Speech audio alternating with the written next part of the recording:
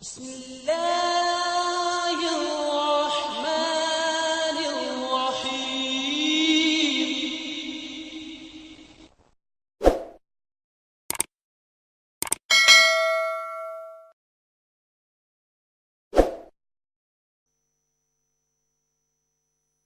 اسلام سے نہ بھاگو، راہ خدا یہی ہے۔ اے سونے والو جاگو، شمس الضحیٰ یہی ہے۔ وہ یہ کہتے ہیں کہ اگر مرزا صاحب نبوت کا دعویٰ نہیں کرتے، یعنی اگر مرزا صاحب نے نبوت کا دعویٰ کیے بغیر کام کرتے تو ٹھیک تھا، نبوت کا دعویٰ کیوں کیا؟ بہت دلچسپ سوال ہے کہ باقی سب کچھ ٹھیک ہے، باتوں سے ہمیں اتفاق ہے، لیکن بس نبوت کا دعویٰ جو ہے یہ آپ نے کیوں کر دیا ہے؟ تو اس کے بارے میں آپ ہمیں بتائیں۔ اگر تو ان کے جو غیر احمدی دوست ہیں ان کو یہ یقین ہے کہ مرزا صاحب نے باقی سارے کام بہت عظیم الشان کیے اور ایسا مجاہد پیدا ہوا، جس طرح ان کے علماء کہتے رہے کہ مرزا صاحب نے براہین احمدیہ لکھ کر ایسی اسلام کی خدمت کی ہے کہ 1400 سال میں ایسا کوئی مجاہد پہلے پیدا نہیں ہوا۔ دوسری بات یہ ہے کہ نبوت کوئی ایسی چیز نہیں جو باہمی مشورے سے طے کی جائے کہ اچھا میں نبوت کا دعویٰ کروں یا نہ کروں۔ نبوت تو خدا کی طرف سے ملنے والا ایک مقام ہے، اور جب خدا تعالیٰ کہے کہ تو نبی ہے، اس وقت کوئی نبی اس سے انکار نہیں کر سکتا۔ تو حضرت صلی اللہ علیہ وآلہ وسلم نے جیسے اپنے بعض مقامات کے بارے میں فرمایا کہ میں تمام دنیا کے لیے مبعوث کیا گیا ہوں، ولا فخرہ، میں خاتم النبیین ہوں ولا فخرہ، تو لیکن جو خدا کی طرف سے ان کو پیغام ملتا ہے کہ تو فاصدع بما تؤمر، نبی کے لیے ممکن ہی نہیں کہ وہ اسے انکار کر سکے۔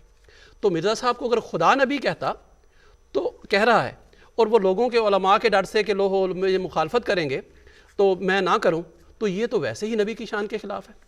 دوسری بات تو انبیاء تو یہ بات تو سارے انبیاء پر فٹ کی جا سکتی ہے۔ حضرت صلی اللہ علیہ وآلہ وسلم میں کیا کمی تھی یا کیا وہ خوبی تھی جو مکہ والوں کو اور عرب والوں کو نظر نہیں آتی تھی؟ وہ ہر طرح ان کو تعاون کرنے کو تیار تھے، لیکن ان کو اگر یہ کوئی دکھ تھا تو اتنا خوبصورت اور سمجھدار اور اتنا عظیم الشان انسان ان کے اندر پیدا ہوا، لیکن اس نے نعوذ باللح ان کے خیال کے مطابق نبوت کا دعویٰ کر کے اس نے ان کا کام خراب کر دیا۔ تو انبیاء ایسا نہیں کیا کرتے۔ میں ایک شعر پڑھ اس مضمون کو ختم کرتا ہوں۔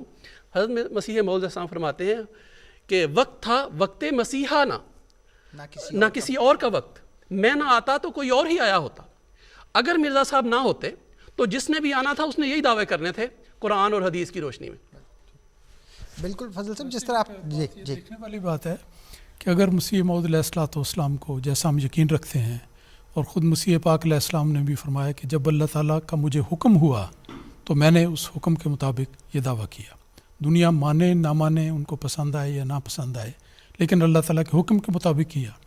اب اگر اللہ تعالیٰ کا حکم آپ کو ملتا ہے اور وہ دعویٰ نہیں کرتے تو کیا وہ اس امانت میں خیانت نہیں کرتے اور صداقت کے معیار سے نیچے نہیں آتے؟ تو جو بھی شخص ہو، ایک عام شخص بھی صداقت کے معیار سے نیچے آ جائے تو اسے ایک اچھا بااخلاق انسان نہیں کہا جاتا۔ تو نبی کا مقام تو بہت ہوتا ہے، جو کچھ ان کو کہا جاتا ہے، جب کہا جاتا ہے اسی طرح بیان کرتے ہیں، بلا خوف لومۃ لائم۔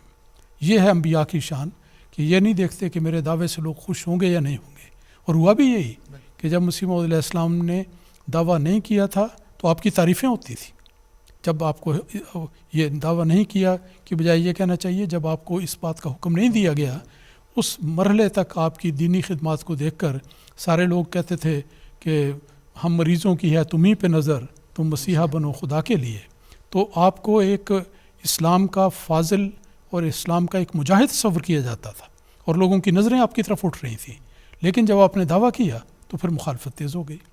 تو آپ نے اس ڈر سے کہ مخالفت ہو جائے گی دعویٰ نہ کرتے، تو یہ عدم صداقت والی بات ہے، اور نبی کی شان نہیں کہ وہ صداقت کے معیار میں ایک رتی بھر بھی کمی کرے۔ نبی تو جو اللہ تعالیٰ اس کو حکم دے رہا ہوتا ہے اس کے مطابق کر رہا ہوتا ہے۔ اور میری توجہ اس طرف بھی جا رہی تھی کہ اگر ان کی بات مان لی جائے, دنیاوی لوگوں کی بات مان لی جائے, تو آج سوال یہ ہو رہا ہونا تھا کہ مرزا صاحب نے نبوت کا دعویٰ کیوں نہیں کیا, کیونکہ جو احادیث میں ملتا ہے حضرت صلی اللہ علیہ وسلم تو آنے والے کو نبی اللہ نبی اللہ نبی اللہ اور نبی اللہ ہی کہہ رہے ہیں. اس